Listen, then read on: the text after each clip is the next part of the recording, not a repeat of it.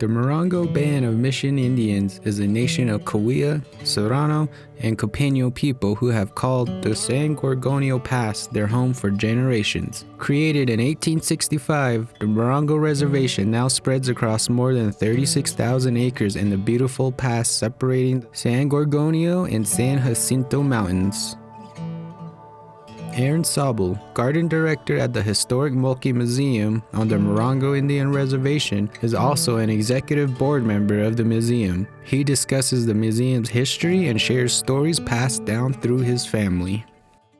And this is the garden that we have on the premises of Malki Museum out here on the Morongo Indian Reservation in Banning, California. The museum was first started by a woman named Jane Penn. That was my grandpa's cousin.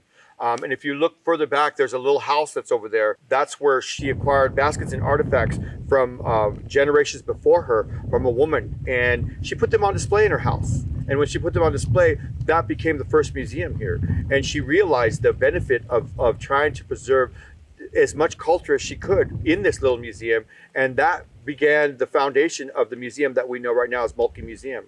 About 10 years or more after that, she asked my grandmother to come and take a part of this, Catherine Saubel, and Jane Penn, like I said, started it, and my grandmother became a member and helped out, and the two of them worked in this community doing a lot of things together with this museum. And even before the museum, they were both working together, this Jane Penn and my grandmother. During the times when the war, when all the men were gone, they handled the ceremonies together, those two.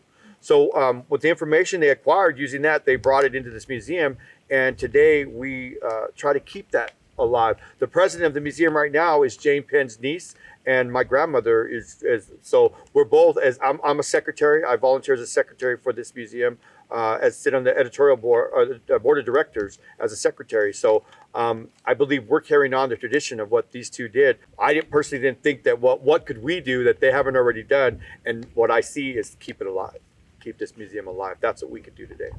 The reason why we want to showcase this garden for this museum is back in the day, my grandmother and Jane Penn, Catherine Saubel and Jane Penn, the two founders of this museum, had the idea of bringing plants here into this garden that are in the area, so that our young people would be able to see what the plants look like in person, and so that when they're out in the community or out in the canyons, they're able to know what they're looking at, so that they have information before they hurt themselves and just use the plants for what they think they are, or worse, just destroy the plants without having any idea what these plants are about. I'm one of the people that grew up on the reservation with my grandmother and my grandfather, and my grandmother worked a lot of that stuff. She knew about all that history.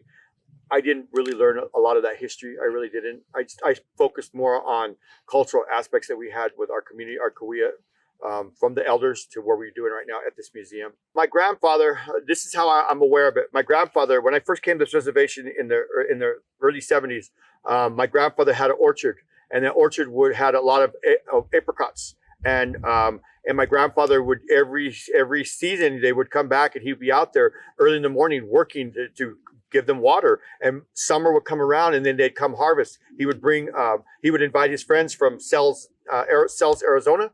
And these Indian people would come out, and they would harvest these apricots, and then they would dry them, pare them, and then dry them themselves, and they would take them back to Arizona. And the reason why they did that is because back in the day, when this whole community was interested in doing the same type of thing, they started pooling their property together, and they grew a bunch of apricots as well as almonds, and they eventually started selling them to a company right down here called Hadley's, a gentleman that used the Native American work here to produce and made some money selling dried apricots and dried dates and several other things that a lot of people buy right now from all over the country.